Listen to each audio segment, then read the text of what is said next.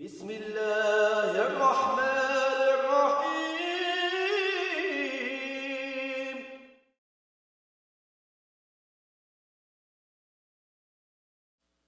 بسم الله الرحمن الرحيم الحمد لله رب العالمين وصلى اللهم على سيدنا محمد النبي الأمي وعلى آله وصحبه وسلم تسليما كثيرا.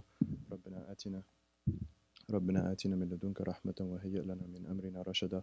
اللهم صل على سيدنا محمد على قدر حبك فيه. اللهم صل على سيدنا محمد على قدر عنايتك به. اللهم صل على سيدنا محمد حق قدر مقداره.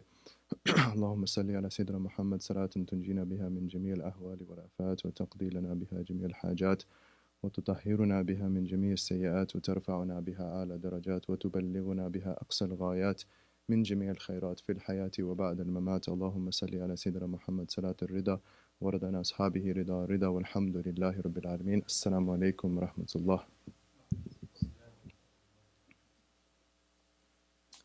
Alhamdulillah wa shukrillah. So inshallah, continuing in the Jawhara, we left off at the ranks of the sahaba, Allah be pleased with them all, which were lines ending at line 78, and that's where we left off, right? Ranks of the sahaba. So, and we did the definition, what is a companion, a sahabi, and then the definition of a tabi'i, a follower, and then a tabi'i, a follower of the follower. So those are the three best generations. The three best generations of the ummah, according to the hadith, خير أمتي القرن الذين خير أمتي قرني ثم الذين يلونهم ثم الذين يلونهم. The best of generations is my generation, followed by those that immediately after them, followed by those immediately after them. And we talked about the definitions. It has to do with meeting while having belief, right? Meeting while having belief, and there's some differences in the nuances of a sahabi versus a tabi'i, the age and how long the meeting has to be. So it's worth reflecting on and appreciating. And so then the next line, related to the sahaba, line 80, وَأَوَّلِ التَّشَاجُرُ الَّذِي ورد وأول التشاجر الذي ورد إن خدت فيه واجتنب دا الحسد. أول, do ta'wil, so interpret in a suitable manner. التشاجر, the conflict, okay, the conflict or disputations الذي ورد, that has been narrated with respect to the blessed companions, Allah be pleased with them all. إن خدت فيه, if you even delve into it. خاض يخوض, to delve into something. واجتنب دا الحسد, and avoid the disease of envy, and do everything to avoid the disease. ijtanaba, your jumb is your side, and so ijtanaba, you want to get away from your side, move away from something, the disease of envy. And some of the commentators said that what Imam Laqani means here is not specifically the technical meaning of hasad, which is tamanni zawal ni'mah an ghayrihi, that to desire that someone else lose a blessing, that's the meaning of hasad, or to be frustrated if someone else receives a blessing, right? Some of them even said, when they defined hasad, that it's even to feel a type of agitation or annoyance when someone else receives a blessing. This would be hasad, which is prohibited. And they say, al-hasud la yasud. If you want like a one universal principle, a maxim about hasad, after, of course, the ayat of the Quran, وَمِن شَرِّ حَاسِدٍ إِذَا حَسَدَ, after the statements of our Prophet ﷺ, إِيَّاكَ وَالْحَسَدِ فَإِنَّهُ يَأْكُلُ الْحَسَنَاتِ يَأْكُلُ الْحَسَنَاتِ كَمَا تَأْكُلُ النَّارُ الْحَطَبِ, that envy, beware of envy, because it consumes good deeds just as fire consumes wood. It eats it up. It's a slow process. If you see the way fire consumes wood, it's not immediate, it's slow, and it takes its time, but it's happening. And so the hasanat will be totally devoured if the hasad persists. But even for a practical maxim that our masters have mentioned, that al-hasud la yasud, that the one that is full of envy, he will never be successful. The one that's full of envy will never be successful. He will not be a sayyid. He will not be a master in any realm.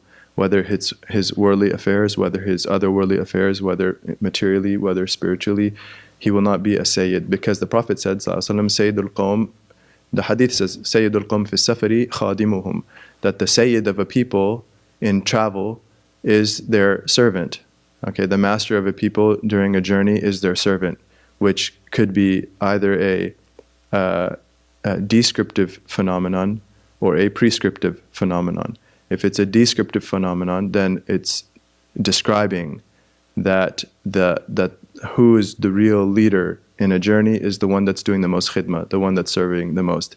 If it's prescriptive, then it's prescribing a mandate to the leader. Whoever is the leader of a people should serve them. Sayyidul Qawm khadimuhum. There's two ways of looking at the hadith. That the Sayyid is being addressed here, ordering him to be the khadim. No, just because you're the leader, no, you should be serving the most. Or it's describing the reality of the khadim, the one that's not the Sayyid, the one that's serving and he's in the back not being noticed and just serving the others. He's the real leader. There's even a hadith of the blessed companions that were out in the journey in the hot desert and the heat,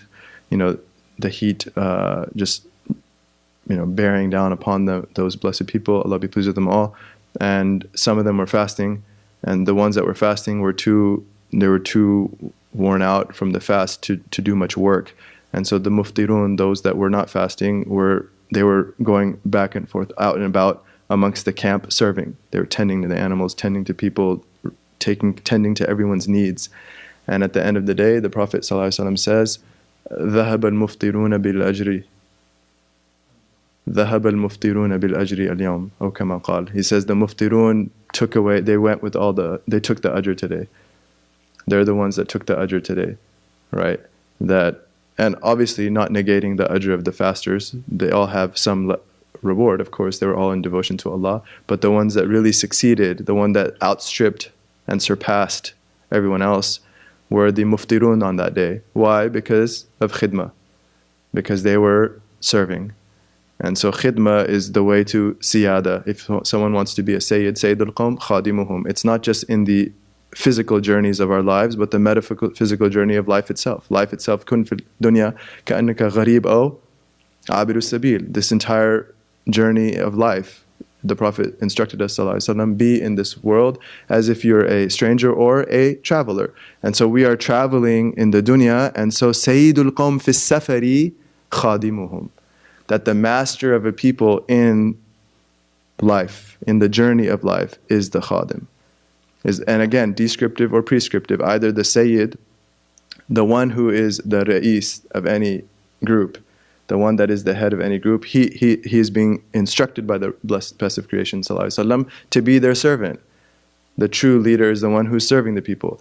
But also descriptive, that the khuddam, the people of khidmah, that are not the notables, they are the true sadat, they are the masters. So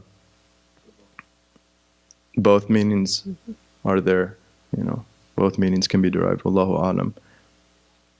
So that in any case, back to what we were saying, is that the term here al-hasad, that some of the commentators mention, because some people, they might say something inappropriate about some of the companions, not out of a real hasad, that's one motivation, but it could just be other motivations, in a vile heart, because the ulama say that vile thoughts of others only stem from vile hearts. A vile thought of another person is only due to the vile heart, okay? That it's an indication of the person's own reality. And so that's usually the case when people speak ill of the best generation ever, Allah be pleased with them all, that it's a disease in their heart, not necessarily hasad, but some sort of disease that's motivating them to speak ill. And so al-hasad, mutlaq as-sab wal-shatam wal-idha, just any sort of offensive statement or offensive assumption about them, or harming of them, or cursing them, or speaking ill of them. All of this is included in al-hasad here. It's a general meaning that he's saying avoid any of that when speaking about the companions. And so this is, it's difficult when we read the history, the tashajur, these conflicts that emerged in Islam, at the time after the blessed companion, our master Uthman ibn Affan, Allah be pleased with him, when he was assassinated wrongfully and tyrannically, that conflicts emerged or erupted.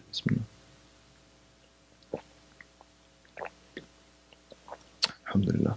And so what we're being instructed to do here, there's different levels. If we look at the line carefully, first of all, that he gives the instruction of ta'wil, but he conditions that with in khutta fihi, if you even delve into it, i.e. you're not supposed to delve into it, and we're not supposed to delve into it. It's not. They say it's neither a maxim of creed that you have to, you have to sort it out for your aqidah. No, it's not. It's not something that's beneficial for one's religion.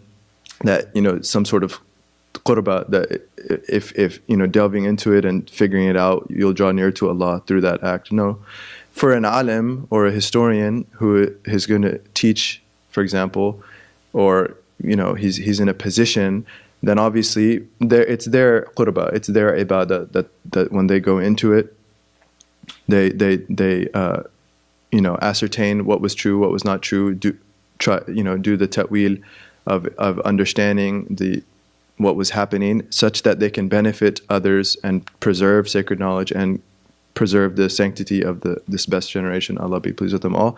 For them it would be a qurba, but for the rest of us, for the general laity or people who are not specializing in this particular matter, that it's not something we're asked to do. And so in khutta fihi, that's something to consider. But for those that they're in a position to where it would be beneficial for them to go into it, what's the Sunni approach? What's the way of Ahl Sunnah? وَأَوَّلِ التَّشَاجُرَ الَّذِي وَرَدُّ تَأْوِيل, i.e. first of all, look at the soundness of the narration. If it's a weak, or if it's a unauthenticated, not strongly authenticated narration, then it's very well could be a lie. If there's anything that's transmitted of any companion that suggests something negative about them, if the isnad is not strong, then it's a clear, you don't have to do ta'wil. You just reject based off of the strength. But if it's a strong narration, or if it's something that's mashhur, or of many chains of narration, then ta'wil, which is basically to assume the best intention of the companion. And this is the take-home point, is that we assume the best intentions of all of the companions. Okay, Allah be pleased with them all. Why? Because Allah Ta'ala revealed their level. He revealed their status. When He said, radiyallahu anhum wa radu an, more than once in the Quran, Allah was pleased with them and they were pleased with Allah subhanahu wa ta'ala. And this is a general statement. It's universal. Radiyallahu anhum, all of them. And it's not conditioned, or there's no exceptions, it's a general, and it's revealed more than once. لَقَدْ رَضِيَ اللَّهُ عَنِ الْمُؤْمِنِينَ إِذْ يُبَايِعُونَكَ تَحْتَ الشَّجَرَةِ, that verily Allah, in Surah Al-Fath, verse 18, verily Allah is well pleased with the believers when they gave you the bay'ah under the tree. فَعَلِمَ مَا فِي قُلُوبِهِمْ, and so He knew all that was in their hearts, i.e. they had pure hearts. And so that informs, that's the lens that informs all of their actions, is that their actions stemmed from pure hearts. And what's the ta'wil then? The ta'wil is that ijtihad. Everyone in that time of fitna, where there's so much confusion and so much lack of clarity, that the sahaba were doing their best ijtihad. They were assessing the situation, and they were based off of the kitab wa sunnah, and they were qualified to go to the kitab wa sunnah, which most of us aren't, but they can go directly to the kitab wa sunnah, that they went to the kitab wa sunnah and they assessed the situation and they did their ijtihad. They struggled their utmost to implement what they genuinely believed would please Allah subhanahu wa ta'ala. And when it comes to the hukum of Allah, if it's genuinely believed, if the mujtahid genuinely believes that it is a qualified mujtahid, this is important, and not anyone can just do this. You have a lot of craziness today by people who are not qualified, and they say, oh, we're going to the kitab wa sunnah. No, you can't go to the kitab wa sunnah. You go to ahl al-dhikr. فَاسْأَلُوا أَهْلَ الذِّكْرِ إِن كُنْتُمْ تَعْلَمُونَ. No, you ask the experts if you don't know, and you don't have knowledge, right? So this is not to be extrapolated and suddenly every Muslim has the kitab wa sunnah and they can go do whatever they want. No. And this is going to come up, the taqlid is going to come up in the next few lines.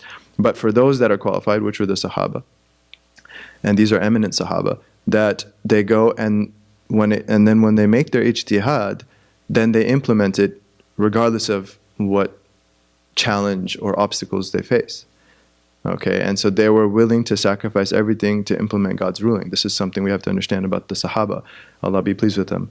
And so the mujtahid, according to the hadith, if he is correct, he gets 2 rewards. But if he's incorrect, he gets 1 reward.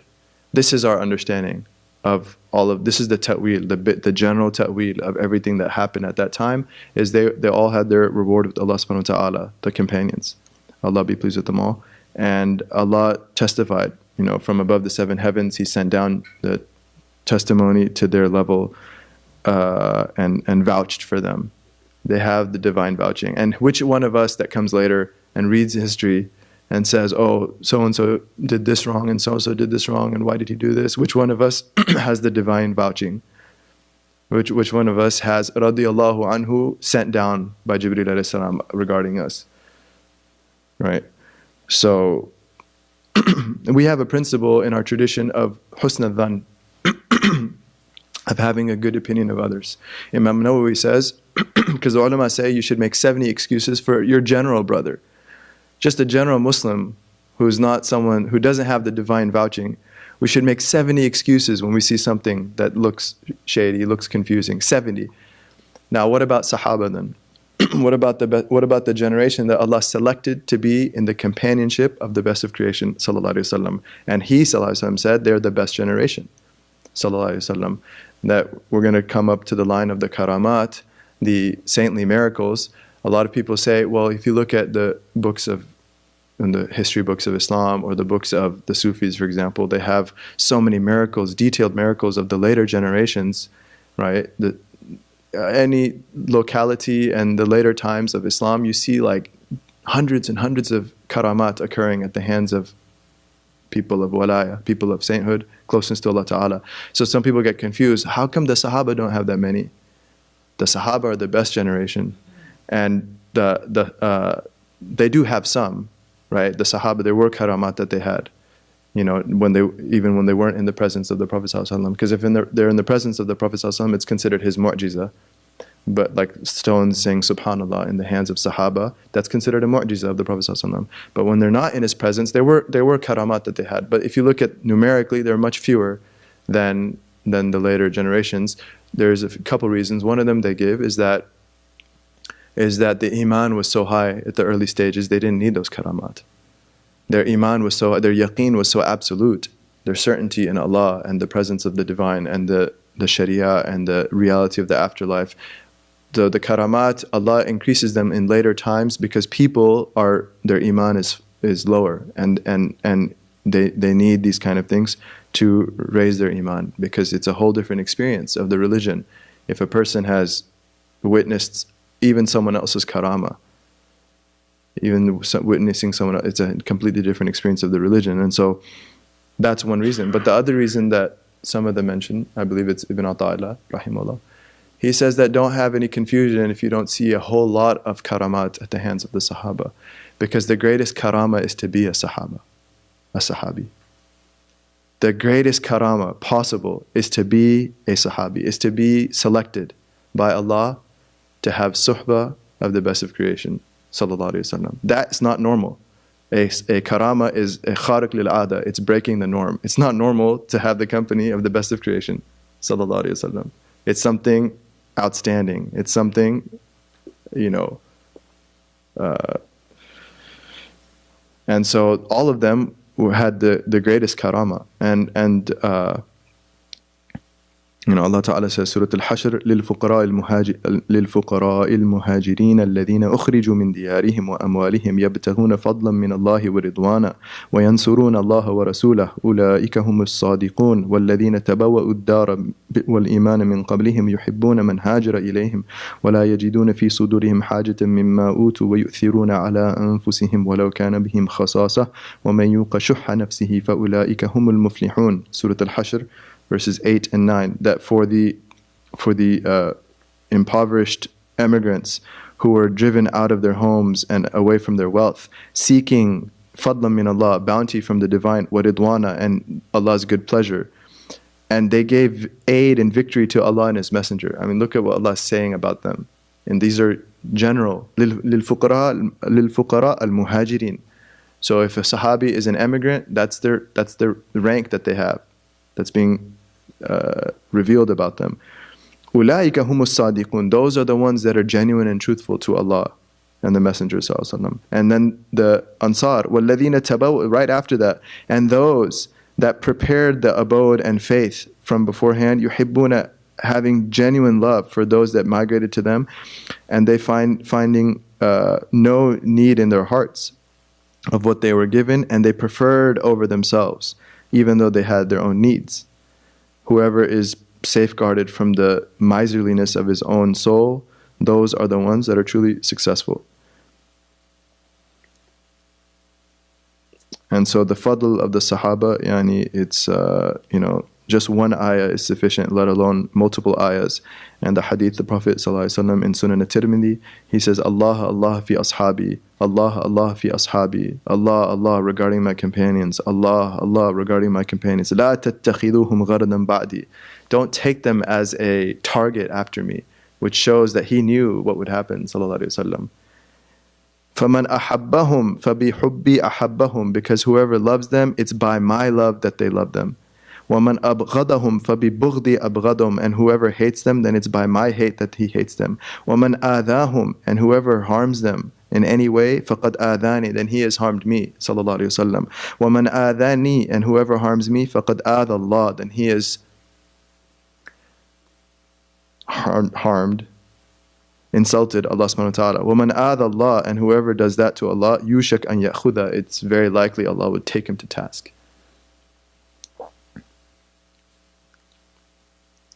And in Bukhari and Muslim, لا تسبوا أصحابي. Do not curse, do not speak ill of my companions. لا تسبوا أصحابي. Do not speak ill of my companions. فَوَالَّذِي نَفْسِي بِيَدِي. The Prophet swearing now, sallallahu alayhi wa sallam, by the one that my soul in his hand. لو أن or dominion. لو أن أحدكم أنفق مثل أحد ذهب ما أدرك مد أحدهم ولا نصيفة. That were one of you to spend in a Mount Uhud's weight of gold, or one of you to donate, a non-companion to donate in charity an entire mountain's worth of gold, it wouldn't equal a little bit of what they donated. It wouldn't equal just, or even half of that, small measure, or even half of that, of what they donated. So there's, it's clear to anyone. And it's a sign, it's a bad sign. The ulama say it's a bad sign if someone speaks ill of any of the companions. It's a very bad sign about their state. That one of them said, Abu Turab al-Nakhshabi, he says, إذا ألفت القلوب الإعراض عن الله صحبتها الوقيعة في الأولياء. If when hearts become comfortable with turning away from God, when hearts become comfortable with turning away from God, then speaking ill of the awliya accompanies those hearts.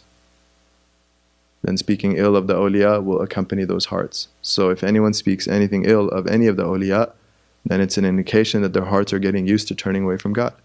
And of course all the sahaba they're the greatest of the awliya.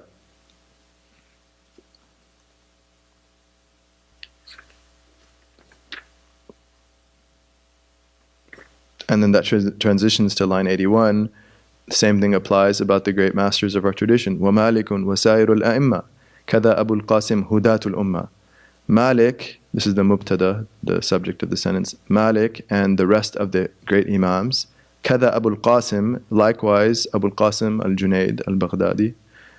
Allah be pleased with them all. And what's the khabar? What's the predicate? هُدَاةُ الْأُمَّةِ. These are the guides of the ummah. These are the guides of the ummah. So Imam Laqani is Maliki, so he mentions Imam Malik specifically. And that's beautiful for a person of a madhab to have extra mahabba for their imam. And they say you shouldn't follow madhab unless you genuinely believe that the madhab is correct.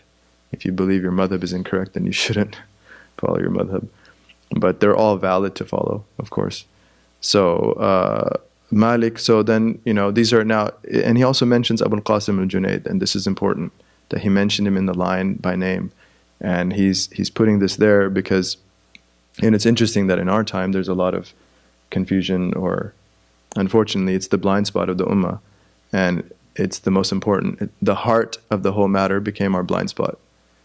The heart of the whole matter became our blind spot, which is, it's no coincidence that the tribulation and the difficulties and the confusion that is plaguing the ummah right now, and the two are not unrelated.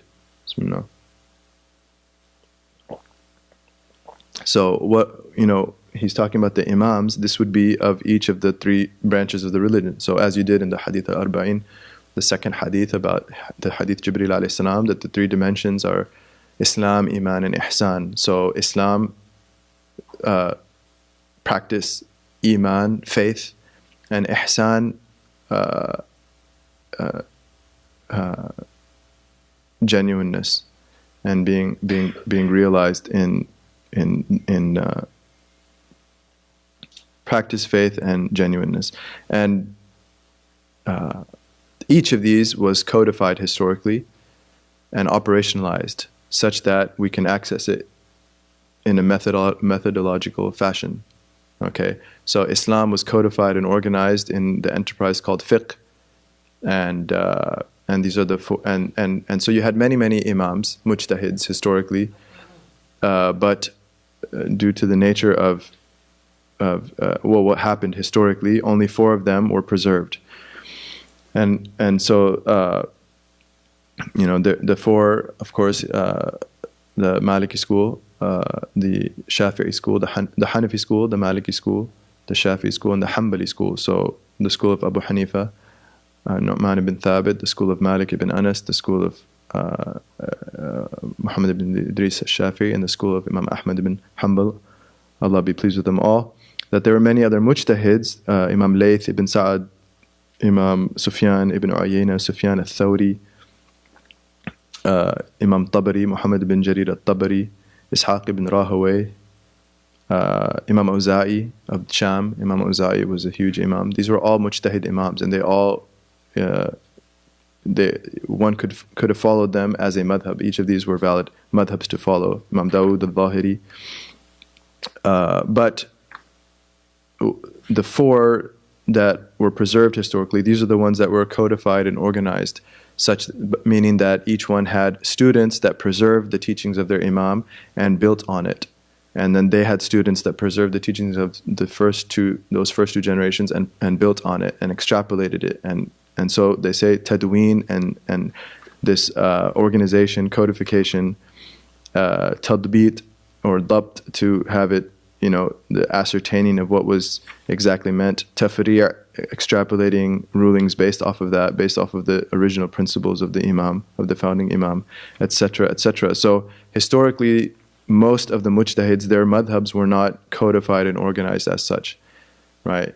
And so that's why that we follow the 4, one of the 4 that were preserved, because we have a tawatur of what the imam said. We have a tawatur of what the imam said through the madhab. There's a tawatur now, a multiple chain transmission. So we're sure that this was the position of the imam, and we also have details of their opinions. So if I find in a book of hadith, for example, a statement by Sufyan al-Thawri,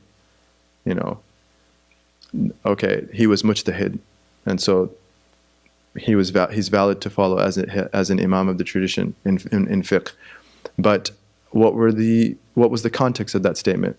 The muhaddith who narrates that statement, he doesn't bring the whole context most of the time. He just mentions the statement, maybe a sentence or two about the context. But what was the context? What did the imam mean exactly? Were there conditions of that statement that he made? Were there exceptions? Were there stipulations? Were there etc., etc.? That there's all these. When it comes to law, there's not. It's not, the nature of law is not that you just make a blanket statement and that's the position. No, there's dawabit. There are, there's aspects, there's perspectives of it that affect what exactly is being said, and those are not preserved. The only way those are preserved is through the tadween, through the codification of the madhab itself. And so we don't follow just those 4 imams. We don't follow Abu Hanifa himself per se. We follow the madhab of Abu Hanifa. which is an entire enterprise. Because someone will say, what if Abu Hanifa didn't get the hadith? That's true. Maybe Abu Hanifa, rahimahullah, did not get certain ahadith, but certainly 1,000 years of Hanafis got those hadith. Right? 1,000 some odd years of Hanafis got those hadith. And so the madhab had access to all of the traditions, and they were able to put everything in its proper place based off of the usul of the founding imam, which is also important. Is that someone, one of the reasons why we cannot access the Quran and Sunnah directly when it comes to law is because we don't have our own usul. How do I reconcile conflicting reports? How do I reconcile am versus khas? How do I, general versus specific? What's my methodology of making exceptions? What's my methodology of, etc., etc.? That the mujtahids, they have their own individual usul, which is the lens by which they examine the Quran and Sunnah. And so it's a fallacy to say we don't follow one of the four imams, we follow the Quran and Sunnah. That's like saying I don't look at the through the camera. I just look directly. I don't look at the camera. I look at the mountain. Well, no one's looking at the camera. The camera is a lens by which they're looking at the mountain, and they're what they see of the mountain will be clearer. What I see by my naked eye from so far, it's blurry. I see a mountain, but I don't really know the reality of that mountain. So the imam what's the lens is the usul. Every imam has their own usul by which they can look at the mountain and understand. They can see its reality. They can see what's really happening, where the crevices were, etc., etc. So to say that, oh no, we don't look at cameras, we look at mountains. I don't look at the opinion of the imam, I look at the Quran and Sunnah. No. The opinion of the imam is not something vis-a-vis the Quran and Sunnah. He has an usul by which he is examining the Quran and Sunnah. And so you have your own lens, whether you like it or not. Everyone's going to look with their lens. And I trust the lens of those masters than most people today. It's a big discussion. But those are the four for fiqh. For Aqidah, it's Imam Abu Hasan al-Ash'ari and Abu Mansur al-Maturidi. Those are the ones that were codified historically as well into proper madhabs. And as we've discussed before, that really one could see them as two expressions of the same madhab, because the differences were so few, most of which were semantic and not of major issues, central tenets of faith, for example. So, and then he says, Kada Abu al-Qasim, that Imam al-Junayd is mentioned here, which is the third branch. So the codification of Islam is through fiqh. The codification of Iman is through Aqidah or Kalam. And the codification of ihsan is through our spiritual tradition, which al-ibra bil-ma'ani la bil-mabani. One of the maxims of our tradition, al-ibra bil-ma'ani la bil-mabani, that what's given consideration are meanings, realities, not names. There's no dispute about names. So we don't have to argue about names. If someone wants to call it tazkiyatul nafs, ahlan wa sahlan. If someone wants to call it, tathhir al-qulub, purification of the soul, purification of the heart, ahlan wa sahlan. If someone wants to call it tasawwuf, ahlan wa sahlan. These are names. The point is the reality. The point is reality. And what's the reality of this enterprise? It's the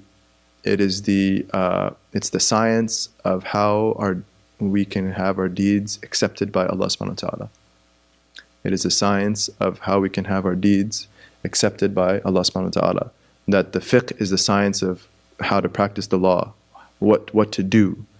The iman or the aqidah is the science of what to believe. Ihsan, or the what's codified as tasawwuf, is the science of having our deeds accepted. Having our deeds accepted, which is ikhlas. Okay, how do we have it? How do we have ikhlas in what we do? Because we can do a whole bunch in the realm of fiqh and aqidah, but if it doesn't ascend up into the heavens, we're in big trouble. Right? If it doesn't ascend up into the heavens as a sign of being accepted, we're in big trouble. So what is seen on the outside, we don't really know. But this science teaches us how to, such that when we do those other works, inshallah, our deeds are accepted, they go up. وَالْعَمَلُ الصَّالِحُ يَرْفَعُ. Allah says in the Quran, وَالْعَمَلُ الصَّالِحُ يَرْفَعُ. As for good deeds, righteous deeds, Allah raises them. Allah raises them. And so the good deeds, what's the sunnah, what's the way Allah Ta'ala has set up such that in the metaphysical realm, such that good deeds are accepted, is that they ascend up into the heavens. They ascend up into the heavens. And some of the masters said that if you're dwelling on your good deeds that you've done, oh boy, I did this, and oh boy, I did that, and you should have seen when I did that 40th rak'ah that one night, and that tarawih I gave, and the way I recited that surah that one day, and then if that's a sign they're staying on earth, right? If we're reveling in our marvels, then that's a sign that they haven't gone up. But if we don't really recall our good deeds, and it's like, I don't remember doing much, but I have a lot to work on, then inshallah they went up somewhere, so they're out of our vista. And so it's good to not remember. Bismillah.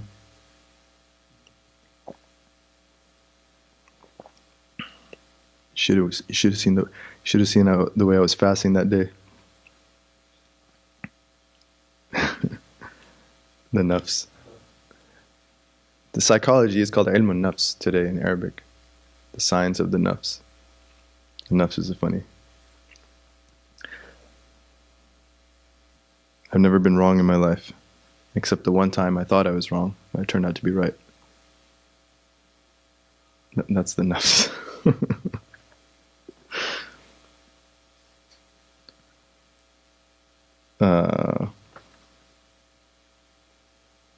Allahumma salli ala Sayyidina Muhammad. May Allah give us tawfiq against our nufus.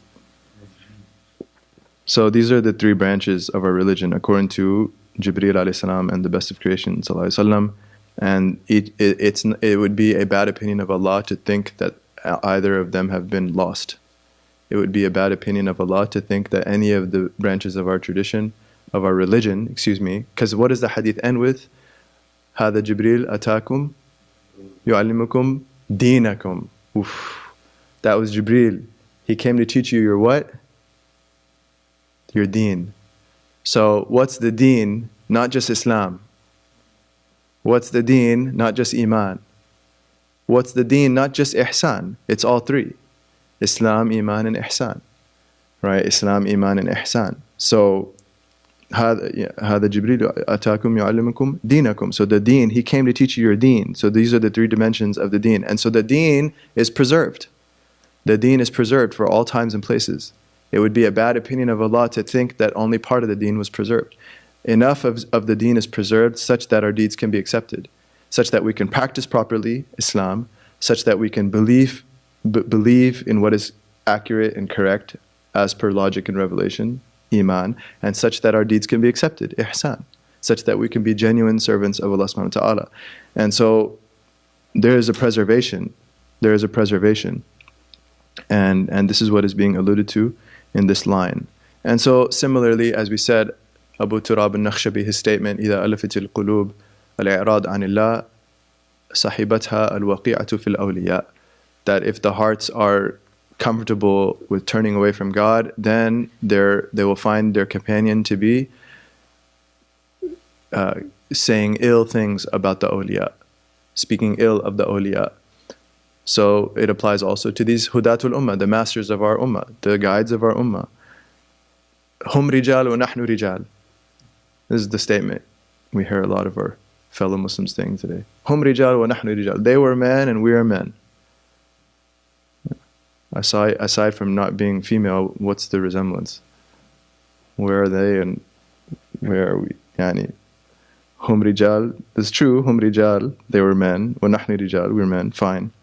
But there's no resemblance. So to speak ill of them and and so then that transitions into the next line, that fawajibun. Therefore, if they're the guides of the ummah, fawajibun, then it is incumbent taqlidu habrin minhumu, to do taqlid of habr, of a master minhumu, of them, one of the masters amongst them.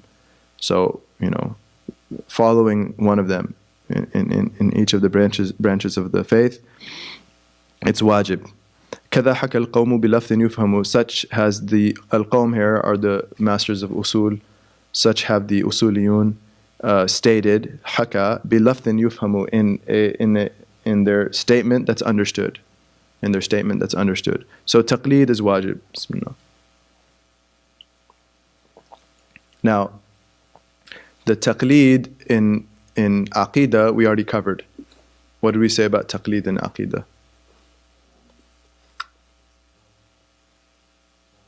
It's not allowed. Okay, it's sinful.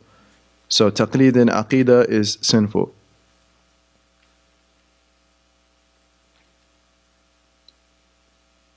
So Imam Sawi, he explains that, so someone could say, well, aren't you doing taqlid of Imam Ashari and his school, or Imam Maturidi and his school? So Imam Sawi says, وَأَخْذُنَا بِمَذْهَبْ الْأَشْعَرِي وَالْمَاتُرِيدِ لَيْسَ تَقْلِيدًا لَهُمْ. Our following the madhab of Imam Ashari or Maturidi is not taqlid of them. لِوُقُوفِنَا عَلَىٰ أَدِلَّتِهِمْ. Because we have their proofs. We are able to understand their proofs. So this is the point. Taqlid is to follow someone else without understanding their evidence, without having their evidence. It's just whatever he says. Okay? In Aqidah, this entire class, we've been looking at the evidence. What's the proofs for the different attributes? What are the proofs of the different attributes? What are the proofs for this position? What are the proofs for the attributes of the prophets? What are the proofs for all of the matters that what's the proof that we believe in the beatific vision, that it's logically possible? What's the proof that Allah creates our actions? What's the proof, etc., etc.? And so we are not muqallidun in that sense. Okay, it's not a blind emulation or blind following. No, liwuqufina ala adillatihim, because we're privy to their proofs. وَالْوَاقِفْ عَلَى الدَّلِيلِ لَيْسَ مُقَلِّدًا. The one that has access to the evidence, understands the evidence, is not a muqallid. وَإِنَّمَا الْمَقْصُودِ. Now the aim here, though, what we're trying to do is muwafaqatuhum, is to harmonize, align ourselves with them, fil istilahat, in their terminology, وَفِي وَجْهِ الْإِسْتِدْلَالِ, in the manner by which they derive their proofs, and the manner by which they proved the different points.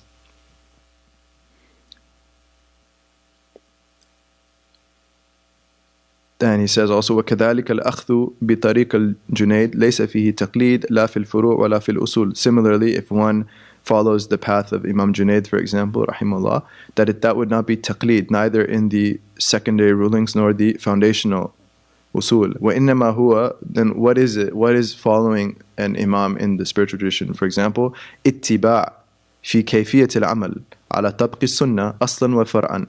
It is merely following ittiba, emulating fi kayfiyat al-amal, in the manner of practice, ala tabq sunnah, according to the prophetic way, aslan wa far'an, in both the foundational issues and the periphery issues that stem from it.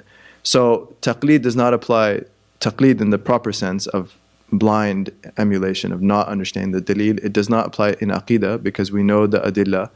We're just harmonizing ourselves with the way their terminology, the way they proved it. But if a Muslim doesn't have access to this tradition, and you ask them, is God independent? They would say yes. You ask them, is God outside of time? They would say yes. So the beliefs are the beliefs of Islam. And similarly, if one is on the path of one of the Imams of spirituality, then that's not taqlid, that's ittiba. It's just emulating their practice. Right, emulating their practice. So where then is it wajib? When is it wajib to do taqlid? Is in fiqh. Okay, which of the three branches is it wajib to do taqlid? Is it incumbent to follow an imam without recourse to their evidence, i.e., because we don't have access to their evidence, in the sense that they're preserved by the ulama, but we don't investigate the evidence of each issue before we act upon it. No, we just say, what did the imam say? Because that's the nature of law. A non-specialist does not have the time or energy to research every single ruling in any legal tradition. They go to the experts of law of that tradition. That's the nature of law. So in fiqh, then it's wajib. So if one is not a mujtahid mutlaq, if one is not a absolute mujtahid, such that they can independently derive rulings from the kitab and sunnah, from the Quran and sunnah, based off of their usul, based off of their interpretive hermeneutic methodology and legal principles of reconciling texts, etc., then it's wajib for them to do taqlid. Okay, they have to follow someone who is doing that. And it's called taqlid because a non-specialist will not be able to, one of my teachers of fiqh, he said that it's so absurd for someone to say that, they're going to research every mas'ala, every legal issue, and get to the bottom of it from the Quran and Sunnah, and before they practice, he said their whole lives, they'll maybe do 15 masail. Their whole lives, they'll maybe, if they really do it properly. And that's one of the problems, is a lot of people think that they're doing, they're researching and they understand the evidence. I've read articles where non-Hanafis will quote the Hanafi school and say, when they present their Shafi, I read an article of a Shafi who he was doing a comparative fiqh thing, and when he presented the evidence of his madhab, it seemingly seemed decent. I mean, I'm not a Shafi, so I can't say. But when he compared it to the Hanafi position and the evidence, I looked at it and I said, that's not our evidence.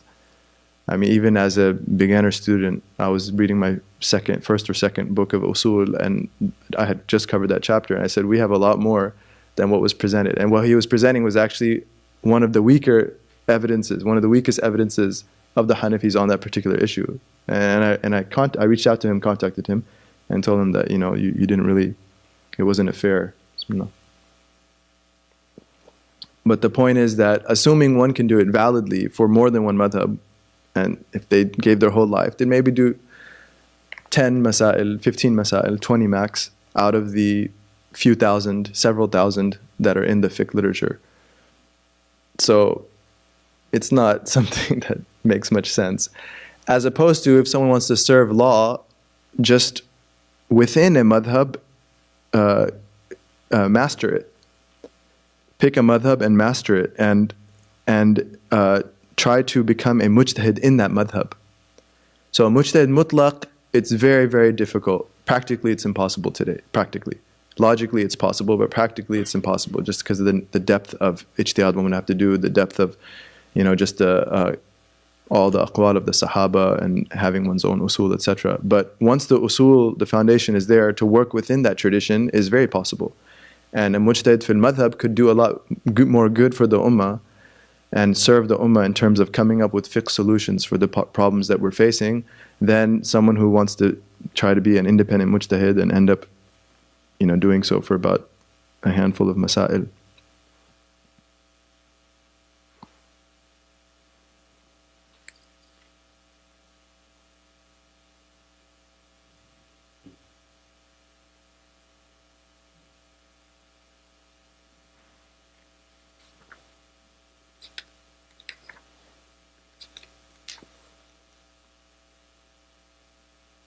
And a good analogy to understand is like with any, even with our worldly endeavors, that taqlid is just the nature of human societies.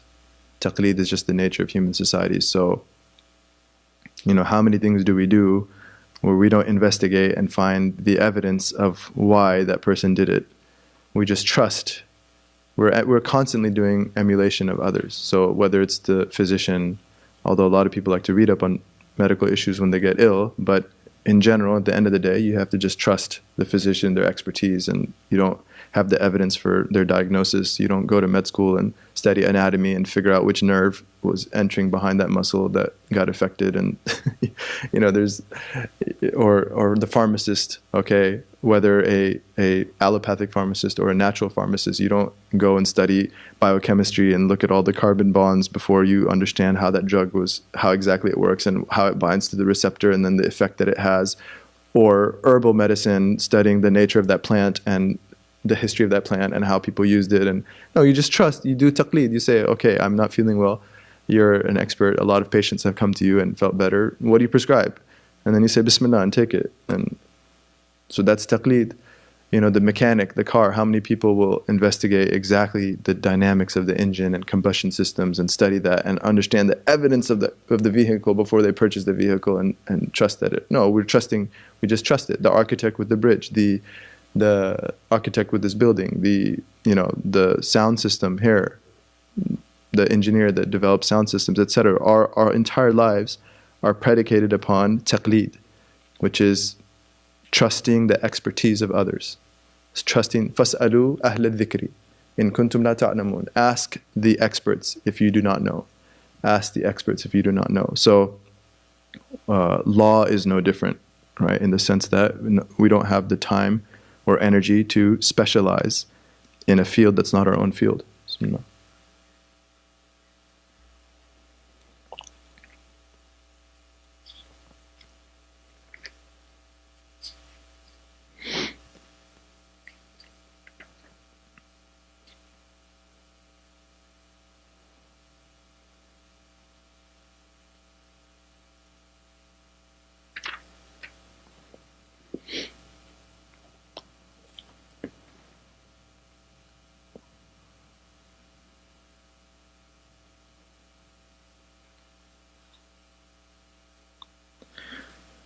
And the next line, line 83, وَأَثْبِتًا لِلْأَوْلِيَ الْكَرَامَ وَمَنْ نَفَاهَ فَانْبِذًا كَلَامًا.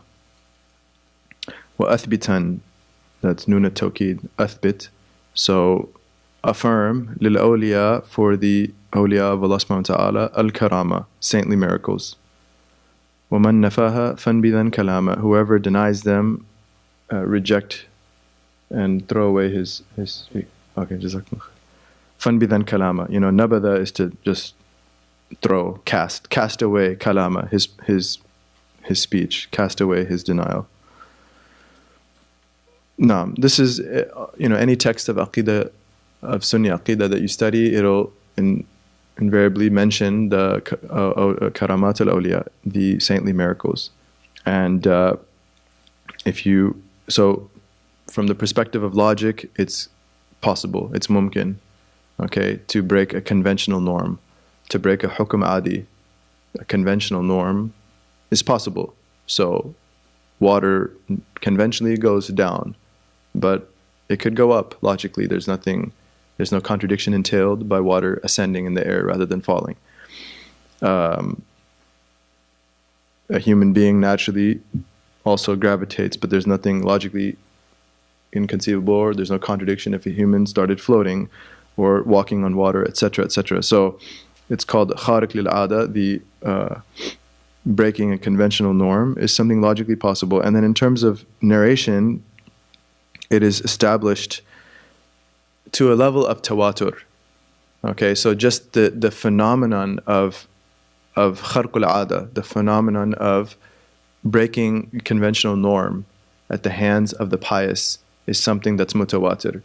It's literally undeniable because of the amount of narrations, transmissions that are there starting from the time of the sahaba, and then the tabi'in, and then it actually increases. The narrations increase tremendously to where you have hundreds and hundreds and hundreds of narrations, and up till our time, yani there are people that have karamat. There are people that have these saintly miracles, and so. It's important to distinguish between a mu'jiza and a karama. A mu'jiza is a prophetic miracle, and a karama is a saintly miracle. So the mu'jiza happens for a nabi, whereas the karama happens for a wali. And the critical difference is that the mu'jiza is accompanied by a claim to prophecy. The mu'jiza is accompanied by a claim to prophecy. So when a prophet makes the claim, their assertion of there being a prophet, then Allah aids them with a miracle to prove it. And this is called a mu'jiza. A wali never makes a claim to prophecy. Okay, and were they to do so, they would be a kafir. And so they not only lose their walaya, but they lose their Islam. Walayadu billah. So a wali would never make a claim to prophecy. The only reason they get a karama is because of their excellence in emulating their prophet. The only reason a wali gets a karama or becomes a wali is because of their excellence and genuineness in emulating their prophet. And so from that perspective, all of the karamat of all of the awliya are ultimately mu'jizat of their prophet. Okay? All of the karamat of all of the awliya are ultimately mu'jizat of their prophet. Why? Because the sabab, the basis by which they reached that rank such that Allah granted them the karama, was their ittiba of the Nabi, was their genuine, wholehearted emulation of their Prophet. And so because that's the basis, it still goes back to the Prophet sallallahu alaihi wasallam jami'an. A ma'una, which comes from the root of help, so like an aid, is a breaking of a conventional norm that happens to a general believer. Okay, an ammi, someone that's just a regular Muslim who's not necessarily extra pious, who's not necessarily someone of on a spiritual path, for example, so a non-wali, but a Muslim, they can have a ma'una, which is what, for example, someone's in a very difficult situation and it seems like there's no way out, and Allah gives them relief from an unexpected place, from an unexpected, where they least would have expected it. This is called a ma'una. It's a help from the divine, an extraordinary help from Allah subhanahu wa ta'ala, but it's not necessarily a karama.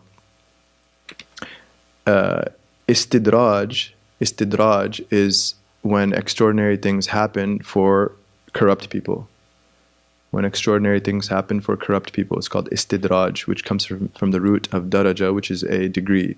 And so the idea is that, like Allah Ta'ala says, سَنَسْتَدْرِجُهُمْ مِنْ حَيْثُ لَا يَعْلَمُونَ, that we will take them by degrees, small imperceptible degrees, from whence they least expected.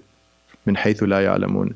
Meaning what? Meaning you have a bad person, a tyrant, who they commit a tyrannical act, and what does Allah send them?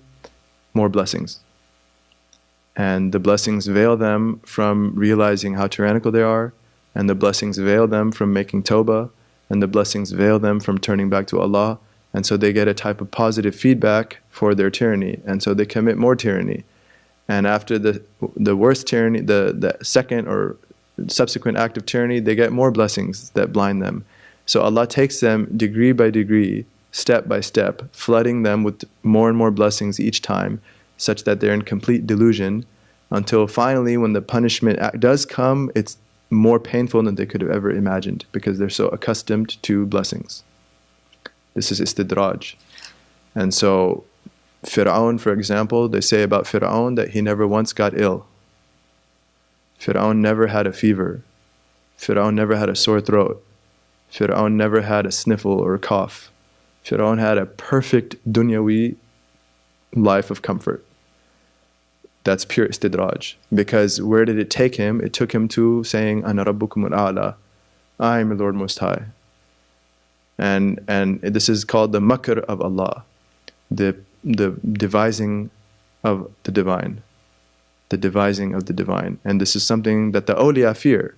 And one of the traits of the awliyyah is when they get a karama, they're scared it could be Allah's makr. They're scared it could be Allah's makr. That this is from the adab of the awliyyah that our teachers have taught us, that they don't give much weight to a karama if they get one. That one of our masters said, Al-wali man uyyida bil karamat wa ghuyiba anha. Al-wali man uyyida bil karamat wa ghuyiba anha. The wali is someone who is helped by Allah through these karamat, but he is veiled from them. He is made to not give them much consideration. And this is something of the adab that the masters have said, is that if someone is honored with a ma'una or karama, to give shukr, but to kind of not think much about it, and to put it aside, and because alladhi tatlub amamak, that which you seek is still in front of you. That which you seek is still in front of you. And it could be a type of veil to stop at the karama and just be impressed with oneself. So the mu'mineen is one of the traits of the mu'mineen is they're fearful of istidraj.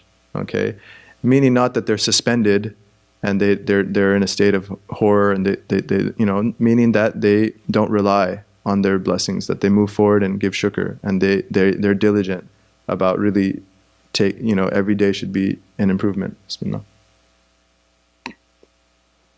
Alhamdulillah. And then there's the worst thing, is called ihana, which is divine abasement. Ihana, which is when Allah Ta'ala gives an extraordinary quote-unquote miracle opposite of the desire of a false prophet. When there's a false prophet, someone who's not a prophet claiming to be a prophet, and so then they're asked to produce a miracle, and so they say okay, and they try to produce a miracle, and the opposite miracle happens to show that Allah is abasing them. So Musaylima al-Kadhab, Musaylima the liar, who claimed to be a prophet after our Prophet ﷺ, that he once, a man came with the defect in one of his eyes and said, okay, if you're a prophet, fix my eye. So Musaylima, he did this light spitting into the eye, and the other eye went bad too. This is ihana from Allah. That it's an extraordinary thing. It broke the conventional norm, but in the opposite direction. It's a proof against the liar. So these are different types of khawariq al-ada. These are the types of breaking conventional norms, extraordinary events or matters at the hands of human beings.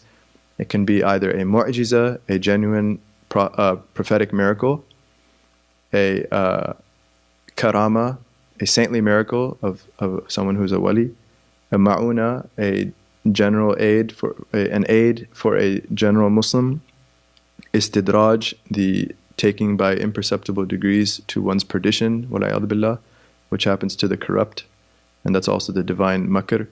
And then ihana, the divine abasement of a false prophet.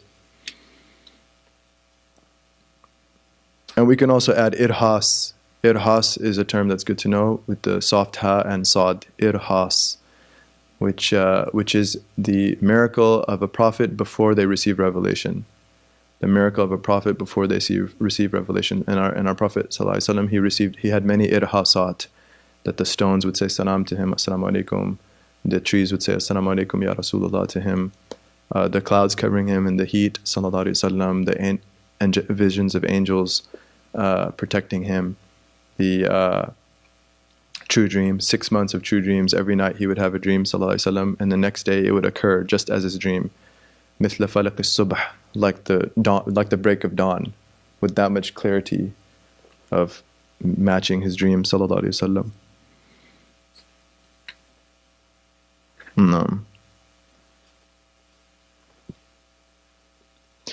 So then,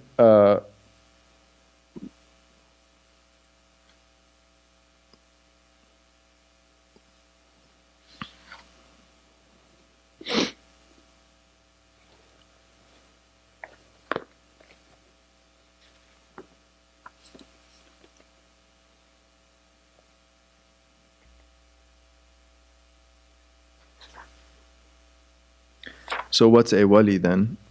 Imam Bajuri and other commentators, they define the wali, they say al-wali huwa al-arifu billahi ta'ala wa bisifatihi hasb al-imkan al-muwadhibu ala al-ta'ati al-mujtanibu lil-ma'asi بمعنى أنه لا يرتكب معصية بدون توبة وليس المراد أنه لا تقع منه معصية بالكلية إذ ليس معصوما والمعرض عن الانهماك في اللذات والشهوات المباحة وأما أصل التناول فلا مانع منه لا سيما إذا كان بقصد التقوي على العبادة. نعم. So his definition of a wali, Imam Bajuri rahimahullah, he says, firstly, هو العارف بالله تعالى وبصفاته حسب الإمكان. He is the one that knows Allah and His attributes حسب الإمكان, as much as possible, as much as is humanly possible, within his capacity to know. And then the next, المواظب على الطاعة المجتنب للمعاصي, the one that is consistent in obedience and who avoids disobedience. The one that's consistent in obedience and avoids disobedience. So notice that the first aspect is the ma'rifah of Allah, and the second aspect is the taqwa. Okay, so iman and taqwa. What does the ayah say in Surah Yunus? ألا إن أولياء الله لا خوف عليهم ولا هم يحزنون الذين آمنوا وكانوا يتقون. So verily the awliya of Allah Ta'ala, no one needs to fear for them. لا خوف عليهم, no one needs to fear for them. ولا هم يحزنون, and they shall not grieve. الذين آمنوا وكانوا يتقون, those that had iman. وكانوا يتقون, which, you know, they were constantly engaging in taqwa, i.e. constantly improving and refining their taqwa. So in the beginning, so first iman, that's what he says, al-arif billahi wa bisifati bihasbil imkan, the one that knows Allah and His attributes as much as possible.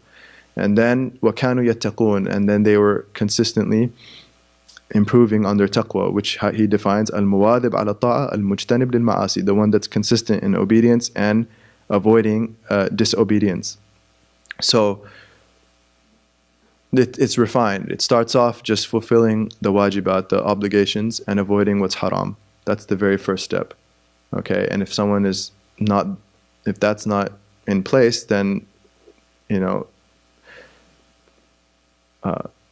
it's considered a type of ittiba al-hawa, to do several nawafil and avoid and not take care of one's fara'id and avoiding haram. Right?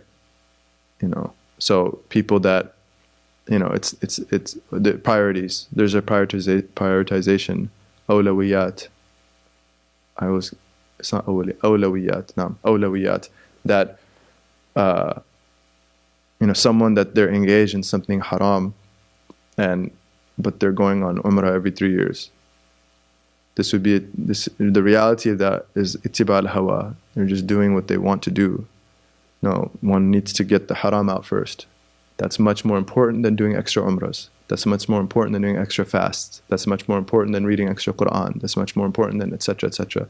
Now, maybe engaging in those umrahs will help them eventually get the haram out. So they shouldn't necessarily stop that. But we're just saying that to have the understanding of priorities in our religion is that it starts at the foundation. One needs to get the best deed we can do, the best act of that pleases Allah Ta'ala the most after our iman is to get rid of the haram.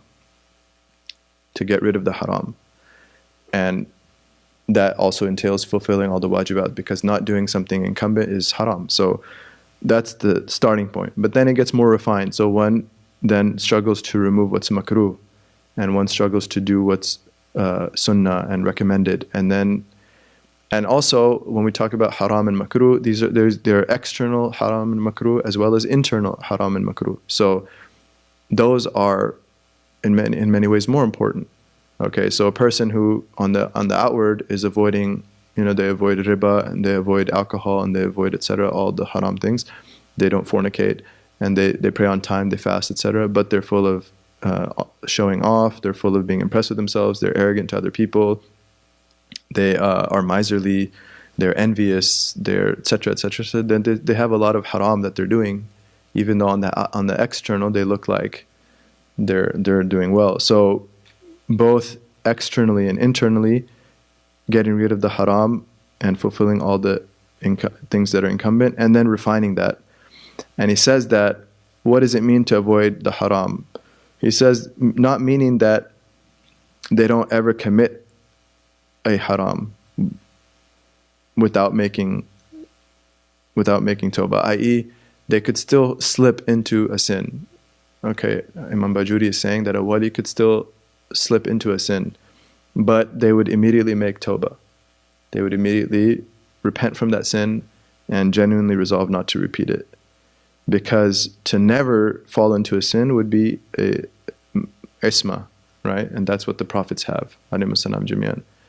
And so the prophets, alayhimus salam, they have isma, whereas the awliya, they don't have isma, but they can have what's called a hifz, which is a type of protection from Allah that, you know, the highest of the awliya, they, first of all, that the ma'siyah, their slips are, you know,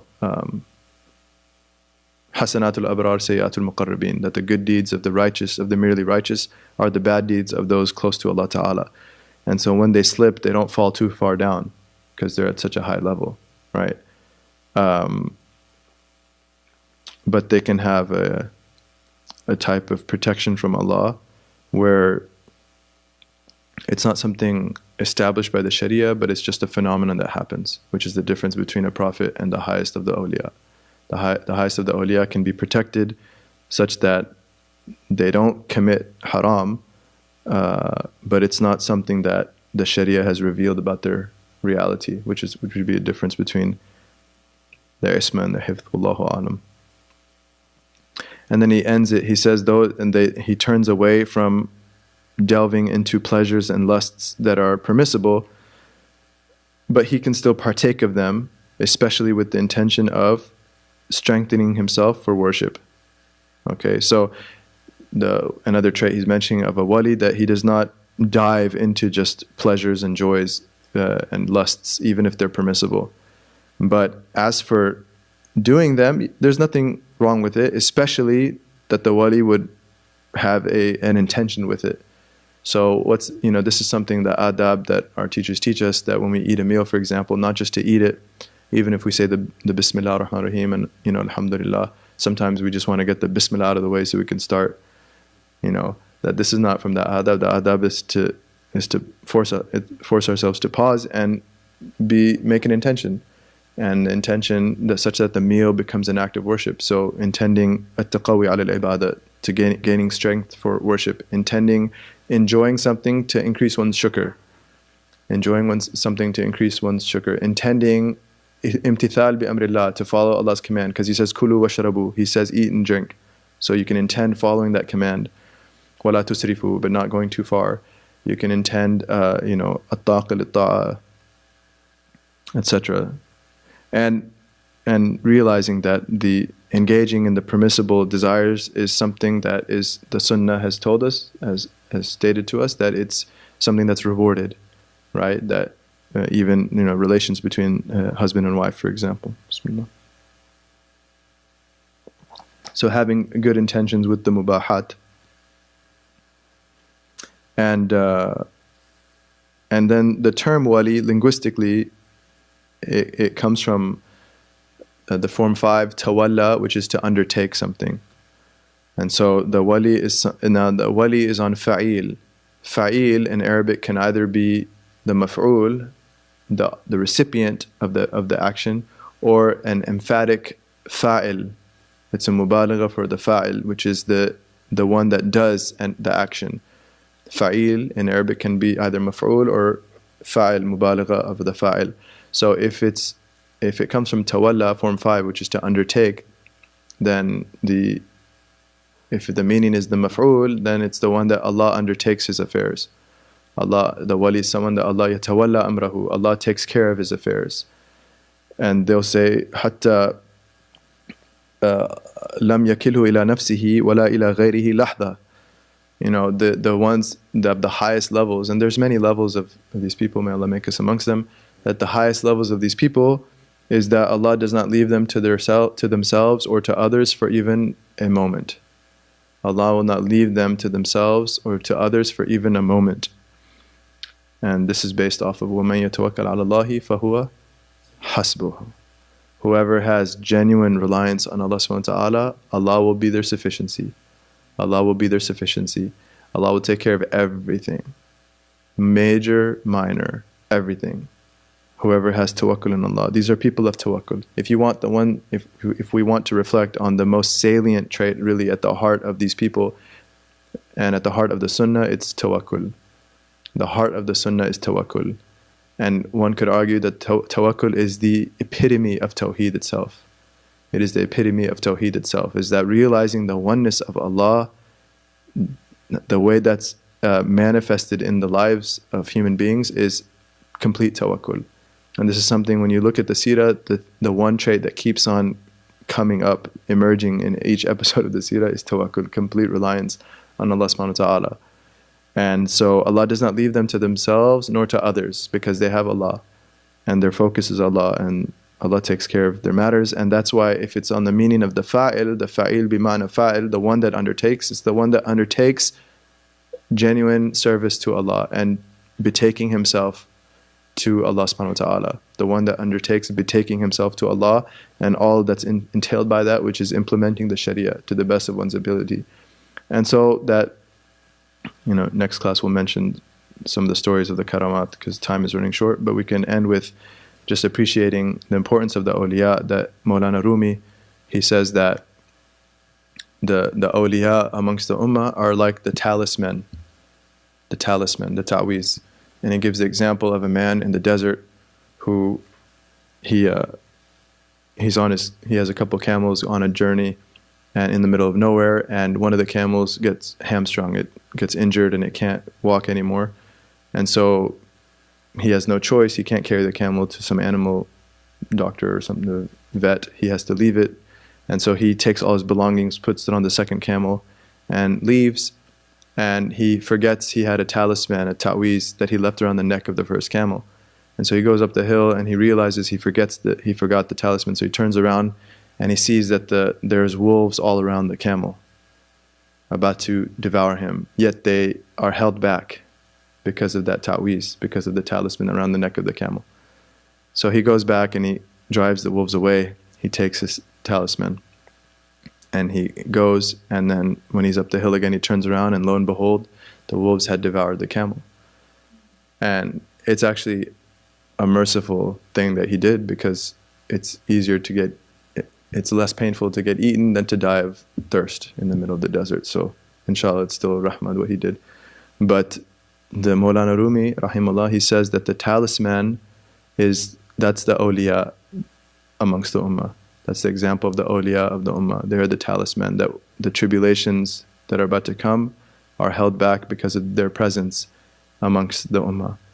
And there's many hadiths to indicate that the people that are seemingly insignificant amongst the ummah, they're the reasons that barakah comes.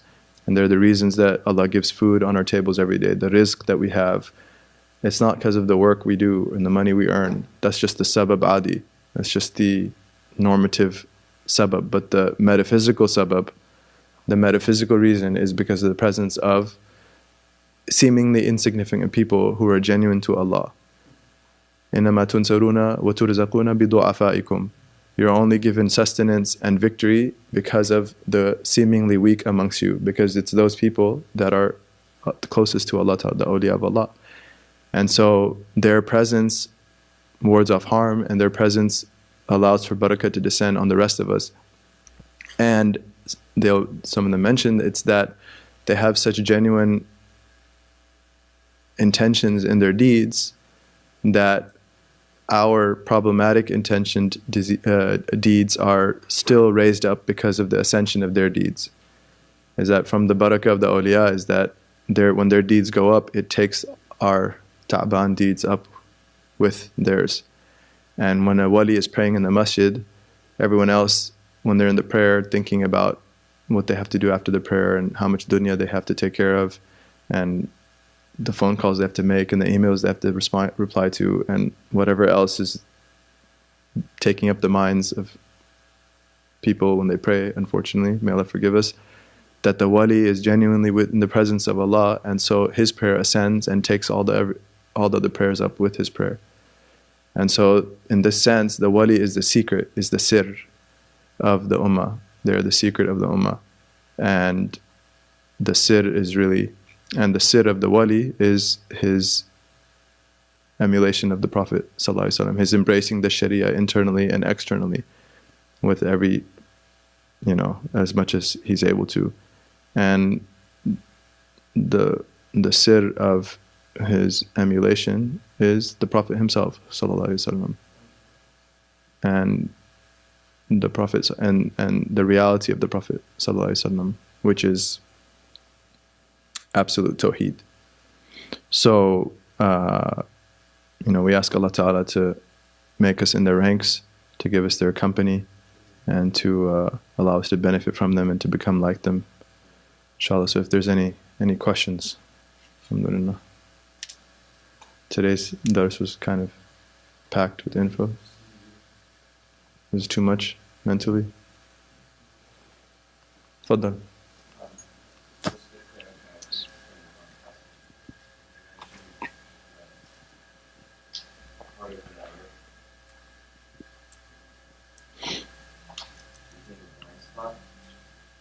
Mm-hmm.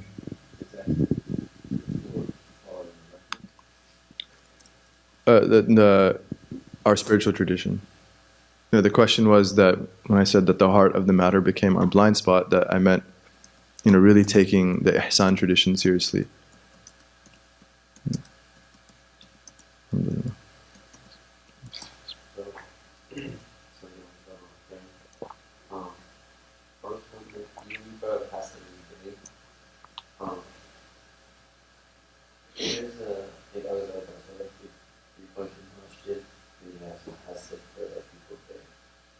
things like that, you should still feel it, you should fight it. So if you find yourself like engages in joy, like studying certain texts or things like that, and like a lot of you hasad with, other people coming on this and that, how do you still do a good thing? The fact that hasad, so you don't have to believe a good thing and not have to trust that problem as well. Yeah, so, our teachers mentioned in terms of hasad that just to nip it in the bud early. And at the moment one senses it happening, just to really take care of it before, because it grows like, a pustule that starts getting putrefied and then turns into gangrene and then eventually a cancer that takes over the whole limb. That you can, if it's nipped in the bud early, it's taken care of easiest. It's easiest to fight it, but as it grows, it becomes difficult to fight it, and it can consume a person. And it's interesting. It's very telling that the Prophet ﷺ gave the analogy of the consumption of wood. That the way that envy consumes is like the consumption of fire for wood. So one should struggle against it at the earliest of its stages. And some of the ulama mentioned that to make dua for the person. So if someone starts feeling hasad for others, to make genuine dua for them. And they specify dua not just for their akhirah but for their dunya. To pray for their dunya success as well as akhirah success, and to genuinely wish well for them, and to force oneself to do that until it becomes natural. And like any mujahada, the initial stage will be struggle, takalluf. You have to kind of force it, but you do that eventually. Allah, the reward of that struggle, if one is genuine, is Allah will make it a reality. And so إِنَّمَا الْحِلْمُ بِالتَّحَلُّمِ, hilm is only acquired through struggling to acquire hilm. And they say fake it till you make it. Fake it till you make it. So just pretend you don't have hasad, and pretend you're at that level, and inshallah Allah will gift it. They say one of the adab when leaving the Kaaba at Hajj, they say لِيَبْكَى أَوْ يَتَبَاكَى. In the fiqh books, when someone's leaving the haram and their final farewell of the Kaaba, the sunnah is to cry. But the fuqaha say, "Oh yatabaka," or pretend to cry. That if someone can't get themselves to cry, then at least pretend like they're crying, and fake it till you make it. It's the sunnah of Allah's creation. It happens when you really, They say if you have a hero, someone you look up to, then act like them. This is the whole thing. The sunnah is you just copy. You copy masters, and inshallah you become a master. So because we have nothing intrinsically that's so special about us, so we at least try to emulate the special people. But making genuine dua for them, giving them a gift, right? So someone finds himself having hasad for someone, give them a gift, serve them, and force it on the nafs to do khidmah for them, to do ihsan to them, until there is a love that takes place, inshallah. And just to reflect on people that have serious musibah, like the petty things that we might have hasad for each other for. He wore the shirt I wanted to wear, or he bought that kufi that I liked, or that was my thing that I wanted to do. People have real problems and they don't have the time or energy for hasad for petty things. So to kind of expose ourselves to people that are really suffering, and to realize that we are one ummah. We have to do this together. If it's for one's fellow Muslim, it's like just go read what the Islamophobes are saying, and go see what's happening politically in the Muslim world, and it's like, ahlan, please be successful. Someone else got to do this thing that I want to do. Good. We need more of that. So to have the spirit of the ummah as a whole, and to realize that, genuine success is lowering the nafs. That's it. Genuine success. It's not a degree. It's not a career. It's not a position. It's not even, even teaching sacred knowledge. That's it. That's a means, but it's not an end. The end is being realized in ikhlas. And so if I find myself having hasad for someone for something worldly or religious, that's ultimately a means. Why not realize the end of putting my nafs down, and Allah can be pleased with me. Allah will be pleased with me, inshallah. So just to appreciate that Allah loves that we prefer others over ourselves, inshallah. Can I take some questions from online? Inshallah. Ayla asks, in general, people find personal reasoning important. What are the limits when it comes to doing ijtihad about Islamic topics as the lives of the sahaba? Could you repeat it? Sorry. Okay. In general, people find personal reasoning important. Okay. What are the limits when it comes to doing ijtihad about Islamic topics such as the lives of the sahaba? Okay, reasoning, definitely critical in our deen. Ijtihad is for those that are qualified. So if I have the tools for ijtihad, if I have the requisite knowledge, the requisite tools, then I can engage in ijtihad at whatever level. Right? There's levels of ijtihad. There's the absolute mujtahid who can actually derive law directly from the Quran and Sunnah. That is the tools for that are so many and so tremendous that the ulama have said that those early imams had that. Later on, it becomes practically an impossibility. Although logically it's conceivable, but practically it's not possible. It's just so difficult. So but there's lesser levels of ijtihad. There's a mujtahid within a school that works within the usul of the imam of that school. There's mujtahid in just a fatwa, a faqih that researches one particular issue to its depth within their madhab, and then they're able to use that fatwa, make exceptions for it, etc. There's a mujtahid in a mas'ala, just one particular issue, and there's different degrees of these things. What the issue of ijtihad is not the taqlid is not a denial of personal reasoning. It's just saying that reasoning has to be accompanied with requisite tools. Okay, we're not denying one's aql, but that the aql has to be accompanied with the tools and education in a field. Yeah, I can't design a building or a bridge. Does that mean I don't have an aql? No, alhamdulillah, I have. It's not very impressive, but I have some level of aql, alhamdulillah. But my inability to go design a bridge over the bay is because I'm not trained. I don't have the tools. I don't know how. I don't know what it takes to make a bridge. Same thing with any field of specialization. One has to be. It's not just the aql. It's not just reasoning, but it's being a specialist. It's undergoing the training and education such that one is qualified as a specialist in that field. And as for the lives of the sahaba, the safest thing is just to have husn al-dhan. Like we said even for a normal Muslim, we make 70 excuses. That's what the adab of the fuqaha mentioned, that one should make 70 excuses. Imam Nawawi, rahimahullah, he says, no one, la ya'jizu an dhalik illa qalilu tawfiq.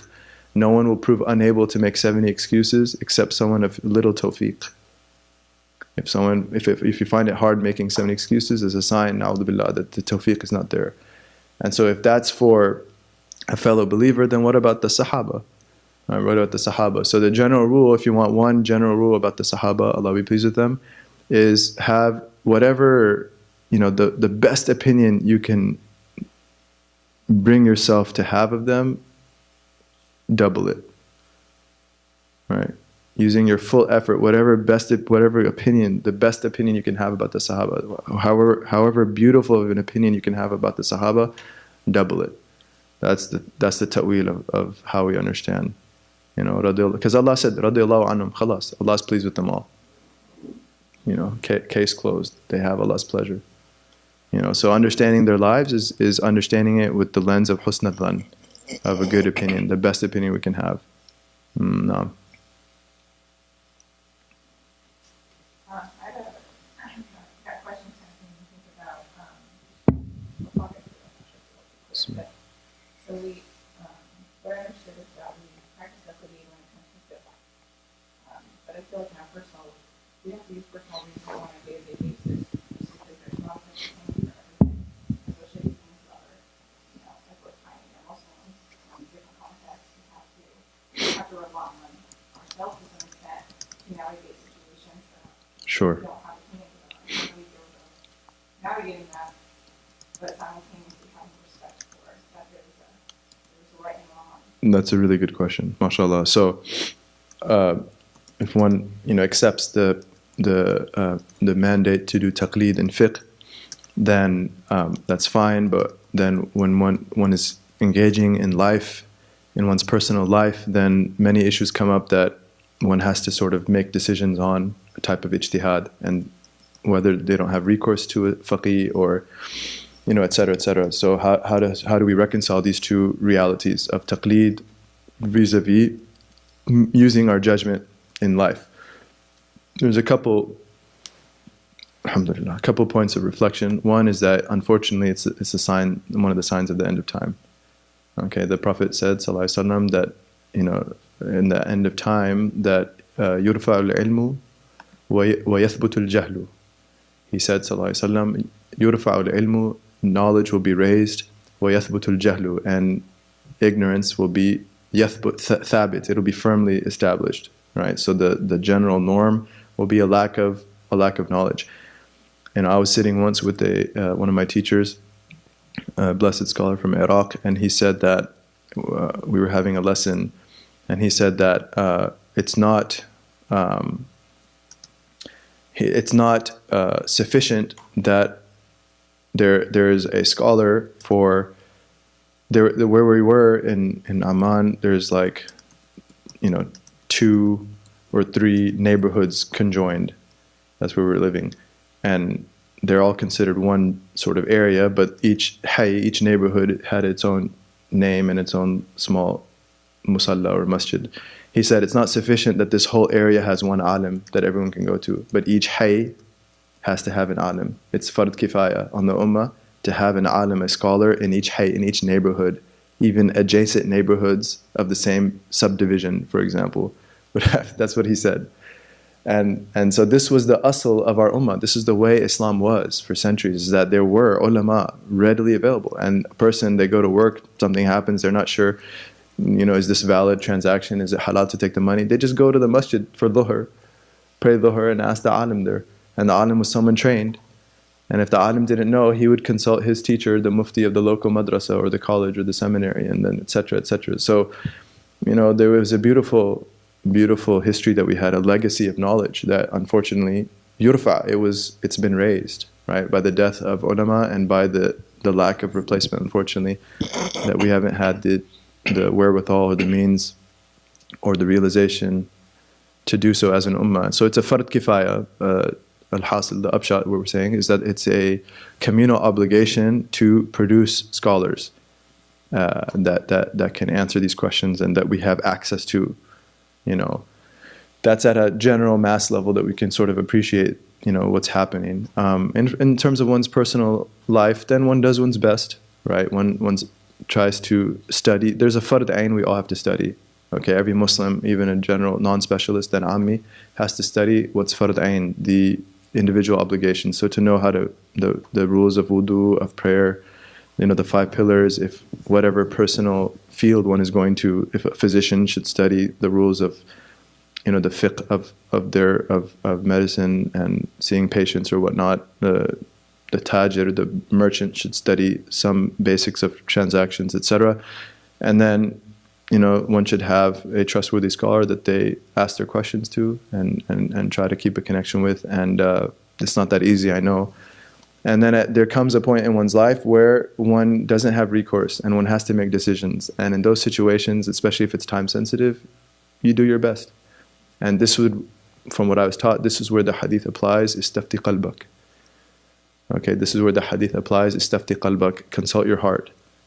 And also that hadith is assuming that it's a qalb salim, that it's a heart that's free of major disease, inshallah. Not just heart disease like cardiovascular, but it's metaphysical heart disease. So that's part of the fard ayn knowledge that we have to study, as to how to make sure we take care of anger and hasad and all these things. And then inshallah that heart, and when we consult it, we do our best, and inshallah Allah will not take us to account. Wallahu a'lam. Wallahu a'lam. No. One last question from online, please. Ayla asks, nowadays we have PhD and professors in a certain topic of Islam who graduated from a conventional university. What is the added value of gaining information from them, while we have sheikhs who had their education from other sheikhs? How do we find the balance in this information bubble? Allahumma salli ala Sayyidina Muhammad. Alhamdulillah. Al-isnadu min ad-Deen. Isnad is from the religion, and this is one of the legacies of our religion. It's one of it's part of Allah's preservation, the providential protection of our religion. And the Salaf used to say that were it not for isnad, everyone would have said whatever they thought. Right? Were it not for isnad, everyone would have said whatever they thought. And the last hadith of the Shama'il, I believe it's Abdullah ibn Mubarak, his statement, Allah be pleased with him, one of the early Imams, that inna hadha al-ilm deen falyanzur ahadukum mimman ya'khudh deenahu. Naam. Innama hadha al-ilmu deen. He said, the last hadith of the Shama'il, I believe Ibn Mubarak, he says that verily this knowledge is nothing but your religion. This knowledge is nothing but your religion. فَلْيَنْظُرْ أَحَدُكُم مِّمَّنْ يَأْخُذْ دِينَهُ. So let each one of you look carefully as to whom he takes his religion from. Let each of you look carefully as to whom he takes his religion from. So it's different from, if it's some secular subject that one can, take it from wherever or whatever source. Even then, one should be careful. That there's even secular subjects, any expert would say, make sure you go to an expert because there's a lot of stuff being said in my field today. What if it has to do with our akhirah? What if it has to do with our eternal destination? What if it has to do with our relationship with Allah? What if it has to do with, whether our du'as are being accepted? What does it have to do with whether the musibah will hit our children? A'udhu billah. What does it have to do with, there's some serious repercussions to our religious practice in this life and the next. And so we have to be very careful and diligent as to whom we take it to. And ultimately, it's a tradition, handed down, and the goal is to get back to the Prophet ﷺ, right? We ittiba as-sunnah. قُلْ إِن كُنْتُمْ تُحِبُّونَ اللَّهَ فَاتَّبِعُونِي. Right? Say, if you love Allah, then follow me. Well, how do we follow the Prophet ﷺ unless it's through human beings that were with human beings that were with human beings that ultimately were with the Prophet ﷺ. So it's we can't emphasize enough for all of us, myself, everyone, is that we should really appreciate isnad and to turn to people that have legitimate asanid or talaqi, having spent time with the ulama. But this is not to say that there's no benefit from research, and so this can be supplemented or complemented with people that are researching in the academy, specialists that have, and there are a lot of good insights that a person will have, historical insights or insights as to, the nature of religion or the nature of whatever specific aspect of religion that they're studying. And it's a beautiful harmony or complement with one another that, along with the traditional knowledge that one takes in terms of one's own personal practice and relationship with Allah, that to supplement that with the research of people in a field, and so not to discard by any means. There's benefit, tremendous benefit, but it should always be in a sort of harmonious, complementary fashion, such that one has recourse to traditional ulama that can clarify shubuhat, that can clarify issues that can cause confusion, because it's just too weighty of a matter to not have recourse to those that spent time. And there's benefit when one, the ulama would say al-hal yasri, like Sheikh Abdul Rahman Shaghuri rahimahullah, he used to say this, al-hal yasri, the way one is transfers to others. The way one is transfers to others, meaning that the hal of my teacher will affect me. I will take from not just his words but his state. This is a reality. It's the way. Al-mar'u ala deen khalilihi falyanzur ahadukum mimman yukhalilu. The Prophet said, a person will be on the religion of his intimate friend. So let him look carefully who he spends a lot of time with, who he takes as an intimate friend. And so your teacher, if you're studying at a deep level, that's your intimate friend. That's more than an intimate friend, because al-ustad kal-walid. The teacher is like the parent. It's someone that it's not just it's not just intimate suhbah, but you're taking from them. And so, they say that if a person if a person has internal issues, or if they're not genuine with the knowledge that they teach, then even if the knowledge is sound, it creates waswasa in the students. Even if the knowledge is sound, if it's coming from a problematic heart or a problematic, person who has skeletons in the closet, they're hiding things, they're not genuine, nifaq is an issue, then all it creates is waswasa. Wal-iyadu billah. And so al-hal yasri, so that when we sit with someone that sat with someone that sat with someone, that goes back to the Prophet ﷺ, al-hal yasri, the sahaba, when Abu Bakr entered Medina, they all jumped on him thinking that he's the Prophet ﷺ. That's tremendous. Like, why did they mistake Sayyidina Abu Bakr for the Prophet ﷺ? And it wasn't until he put his cloth down and for the Prophet to sit on ﷺ that they realized, no, it's the Prophet ﷺ who's the Prophet, not Sayyidina Abu Bakr.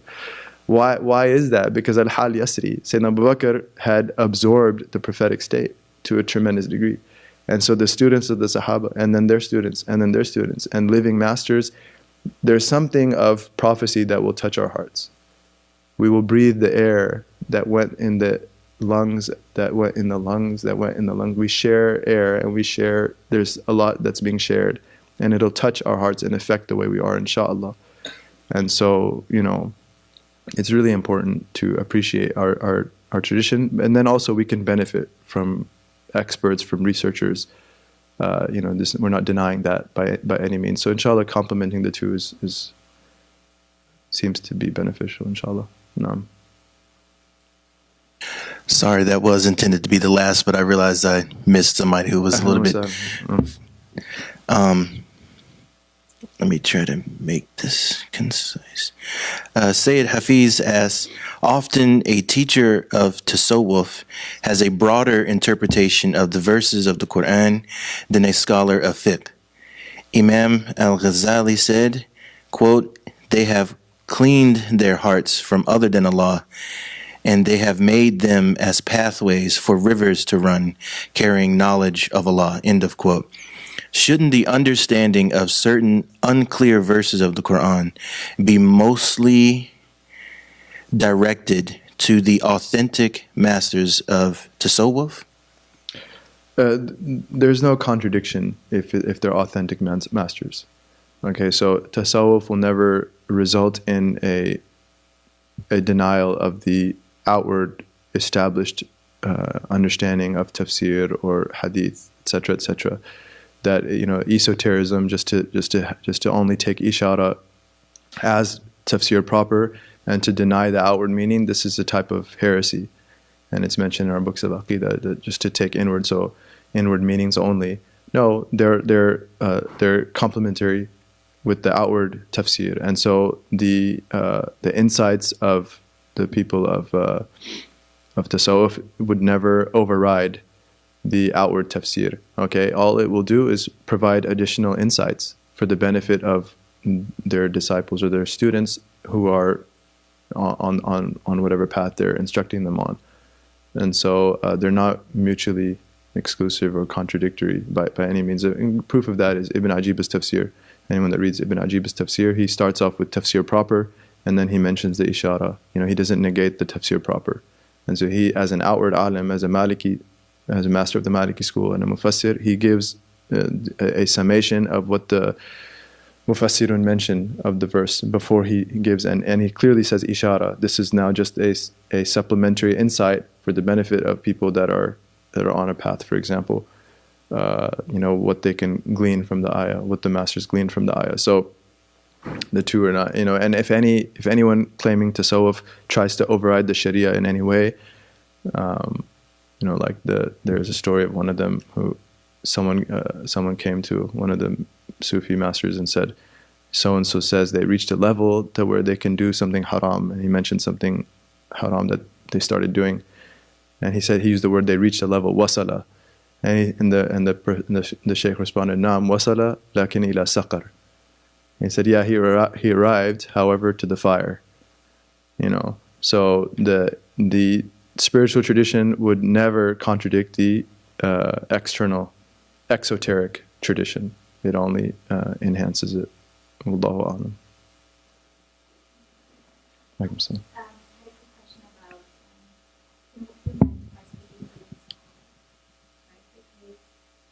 bodies, people include like people like Christ.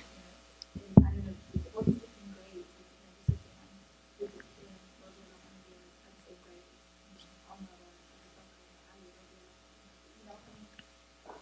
And when you narrate the retail stories from their lives, you definitely want to give it the respect that, they're also human. And if the intention isn't vile, does that make it Does that make it what? Does that make it, speaking ill of them? Right. Okay. So that's a good question. First of all, the sahaba, that it's known whose Islam was good. Okay, that all the sahaba that they say hasuna Islamu, that Islam was genuine, and the hypocrites were known. The Prophet ﷺ knew them, and he would never then praise or say something positive about someone who's amongst them.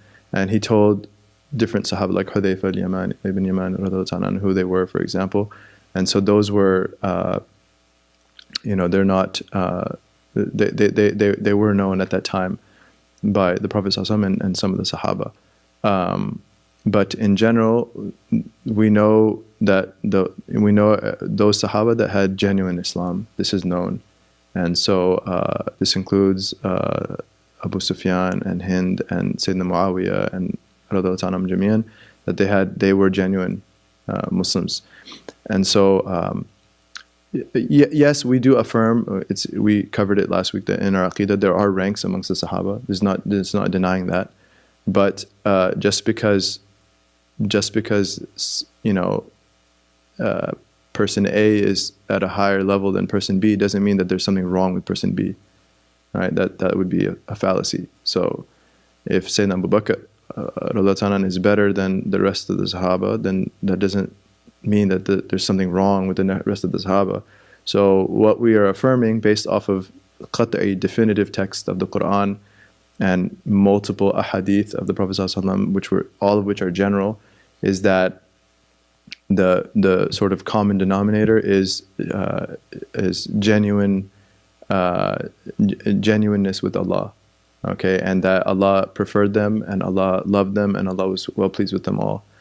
And some of them made mistakes, that's true. Some of them committed sins, that's true. But what we see in all of those instances is that they made tawbah, and there's narrations of their tawbah, and so we don't believe any of them died on having committed any sin, and that also they were mujtahids, those that made those decisions. And so this is the Sunni perspective.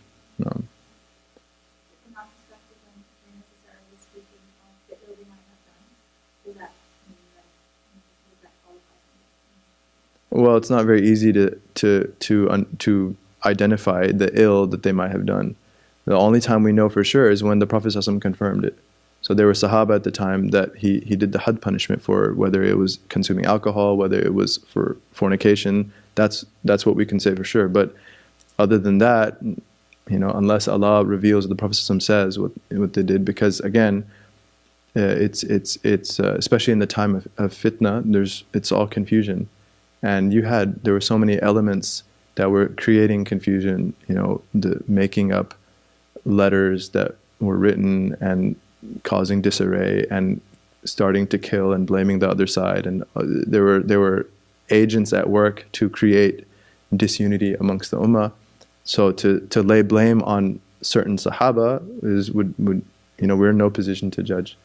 We're in no position to judge. So ultimately, Allah is the only one in the position to judge. This is the bottom line. And what we know that Allah has revealed about them is that He's well pleased with them all. And the Prophet ﷺ confirmed that, even though he knew. See, in the hadith, he says, Allah fi ashabi la tattakhiduhum gharda min ba'di. So he's confirming their rank with the knowledge that don't take them as a target after me, i.e. people will do that. Look at the context of that hadith. The context of the hadith, he's saying, Allah, my companions, Allah, my companions, don't take them. Because one could say, well, he said that before he realized that some of them would do something wrong and create. No. He says, right then, don't take them as a target after me. i.e. he knew that some people would, because they would misunderstand what the Sahaba did. And so he's saying Allah fi ashabi in this maqam, in this context.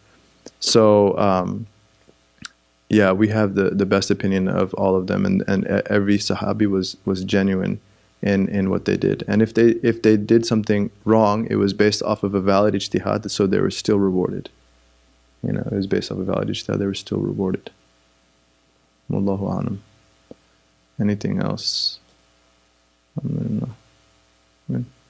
Okay. We ask Allah Ta'ala to accept and make us genuine. Wa sallallahu ala sayyidina Muhammadan nabiyyin ummi wa ala alihi wa sahbihi wa sallam. Alhamdulillahi rabbil alameen.